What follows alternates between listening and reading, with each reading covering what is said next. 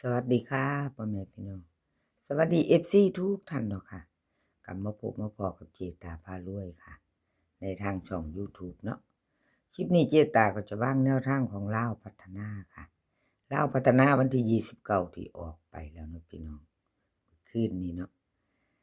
เห็นอยู่นี่ประวัติของเลขโฟกัสเด้อค่ะ เลขล็อกโฟกัสลาวพัฒนาออก002 500 500 3ตัวบน2 5ล่างลวดไปพี่น้อง เกิดขึ้นได้เนาะพี่น้องเนาะ002ตัวหน้า002ตัวหลัง500แนวทางลาวแม่ก็ขอโทษขออภัย FC ค่ะเลขล็อกโฟกัสหลุดไปบ่เข้าเนาะบ่เดินเลขออกมาแบบนี้เป็นแนวใดน้อพี่น้อง FC 00เป็นจังไดกันแน่มาตามใหม่ไปต่อค่ะ เลขล็อกโฟกัสวันที่31ค่ะพี่น้องจะเป็นวันศุกร์เนาะเป็นวันศุกร์มาไปใหม่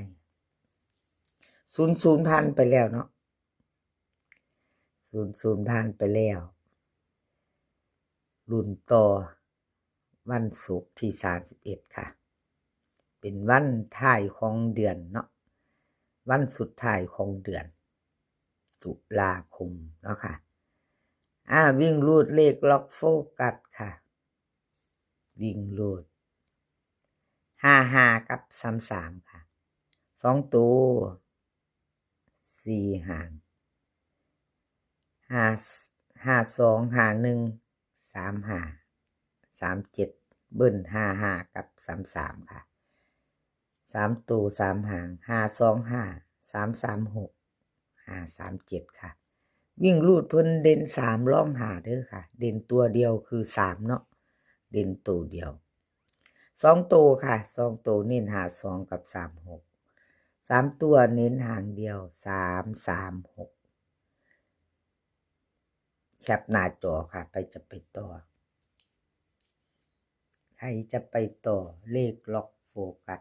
เลขทุกตัวเอามาวางเพื่อเป็นแนวทางค่ะโปรดใช้วิจารณญาณในการรับชมเป็นอย่างสูงเนาะ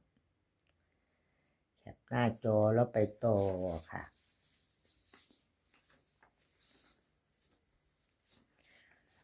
ไปต่อเป็นของไทยมักหวยค่ะ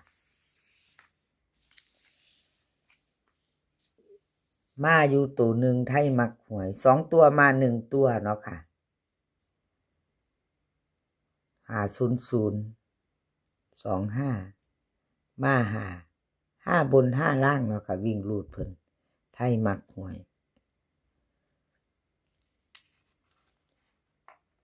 มาเบิ่งกันต่อไปใหม่เบิ่งกันต่อเนาะมื้อวันศุกร์เนาะค่ะมื้อวันศุกร์เขามาไปใหม่เพิ่นให้มาแล้ว31ลาวพัฒนา2 ทุ่มครึ่ง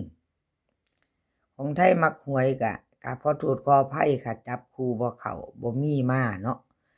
ของเพิ่นบ่เดินบ่มีมาเลขคู่50025มา5ตัวเดียวค่ะพี่น้องถือว่าก็ยังบ่หลุดดอกเนาะยังมาวิ่งรูดอยู่มาไปใหม่กับเพิ่นไทยมักหวยค่ะ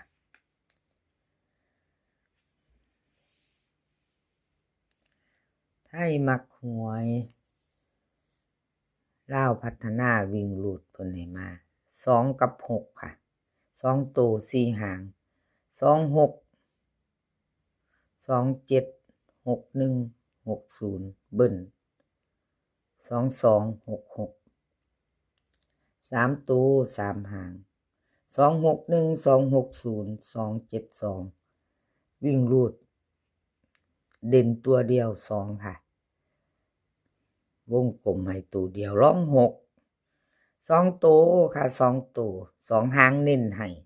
26กับ60 3ตัวเพิ่นเน้นที่260ค่ะเอาแคปหน้าจอค่ะจะไปต่อกับไทยมักหวย กับขอบคุญขอบคุณไทยมักหวยหลายๆเด้อค่ะ ที่ให้แนวทางมาวางทางช่องของเจตาพารวยเนาะค่ะเลขก็เป็นเพียงแนวทางเนาะค่ะพี่น้องรับชมรับฟังเป็นเพียงแนวทางเนาะค่ะเป็นเพียงแนวทางมีเขามีรุดเกิดขึ้นได้เนาะพี่น้อง29กับ00จ้ะ00แนวทางลาวพัฒนาก็เป็นแต่จากหัวเจตาต่อไปค่ะ500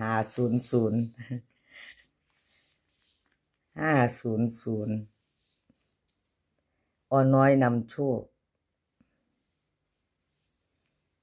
ของเพิ่นมีแตะหนึ่งมาเนาะ3ตัว2ตัวบนกับ5025เนาะค่ะอ้อน้อยนำโชคลุดไปค่ะพี่น้องขอโทษขออภัย FC แทนเพิ่นเนาะผู้เข้ามาติดตามรับชมรับฟัง2 งวดค่ะเจตาให้เบิ่งอ้อน้อยนำโชคเพิ่นเข้าไปอยู่24วันที่27เนาะประวัติของอ้อน้อยนำโชคค่ะวันที่29หลุดไป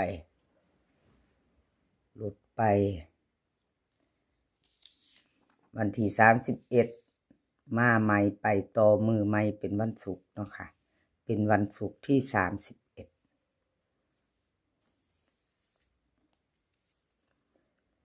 วิ่งรูดของเพิ่นค่ะอ้อน้อยนำโชคลาวพัฒนาเพิ่นให้3กับ6ค่ะ3กับ6 2ตัวนี่4หางค่ะ36 64 61 60เบิ้ล33กับ66ค่ะ3ตัว360 636 161วิ่งรูดเด่น3ร่อง6ค่ะ2ตัว36กับ61เพิ่นเน้นให้มาเนาะ3ตัว1หางค่ะ161อ้อน้อยนำโชคใครจะตามต่อแคปหน้าจอค่ะไปรุ่นกันใหม่ค่ะวันศุกร์2 ทุ่มครึ่งเนาะค่ะไปใหม่ไปต่อเนาะหลุดแล้วก็หลุดไปวันที่29 31มาใหม่ไปใหม่วันใหม่เนาะค่ะพี่น้องเจตาเป็นกำลังแรงใจให้ค่ะเลขทุกตัวเอามาวางเพื่อเป็นแนวทางโปรดใช้วิจารณญาณในการรับชมเนาะค่ะรับชมรับฟังเป็นเพียงแนวทางเนาะค่ะเอาต่อไปค่ะต่อไปสมใจสมใจก็ลุดไปค่ะบ่เดินบ่ยาง500บน25ล่าง25ล่างลุดไปเนาะค่ะลุด2 งวดติดค่ะสมใจมาไปใหม่ไปต่อ31เนาะค่ะเป็นวันศุกร์ครับขอโทษขออภัย FC ค่ะแนวทางบ่เดินบ่เข้าเนาะสมใจเจตาเป็นกำลังใจให้คือเก่าเด้อค่ะเป็นกำลังใจให้กันและกันคือเก่าขอบคุณสำหรับแนวทางเนาะค่ะครับขอบคุณหลายๆที่ให้แนวทางมาวางทางช่องของเจตาเนาะครับขอบพระคุณเป็นอย่างสูงค่ะ FC ก็อย่าลืมกดกระดิ่งแจ้งเตือนเด้อค่ะถ้าชอบคลิปนี้ก็กดติดตามกดไลค์กดแชร์เนาะครับขอบพระคุณเป็นอย่างสูงมาไปต่อวันที่31เนาะพี่น้องรุ่นใหม่กับมือใหม่เนาะค่ะรุ่นกันใหม่กับมือใหม่วันศุกร์31วันสุดท้ายของเดือนตุลาคมเนาะค่ะเอาโชคดีส่งท้ายกันตัวพี่น้องกับสมใจโชคดีส่งท้ายเนาะเป็นวันศุกร์พร้อมส่งท้ายเดือนมื้อสุดท้ายของเดือนตุลาคมเนาะค่ะเอาวิ่งรูดเพิ่นค่ะวิ่งรูดเพิ่นให้2กับ4 2กับ4 2ตัว4หาง2 4 2 5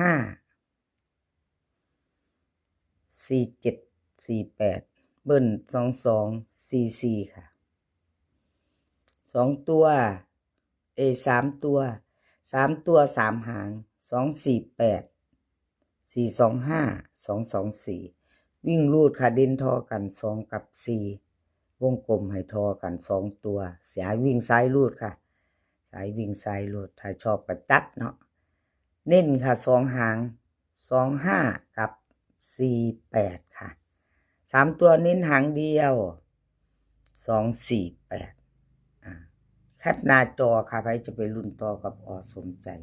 คลิปนี้ก็ขอให้พี่น้องโชคดีวันศุกร์ค่ะกับลาวพัฒนาขอมีความสุขขอให้สุขภาพร่างกายแข็งแรงกันทุกคนเดินทางไปไสก็ขอให้ปลอดภัยค่ะเดินทางไปขอให้มีโชคกลับมาขอให้มีชัยคลิปหน้าพ่อกันใหม่ค่ะคลิปนี้ก็สวัสดีค่ะ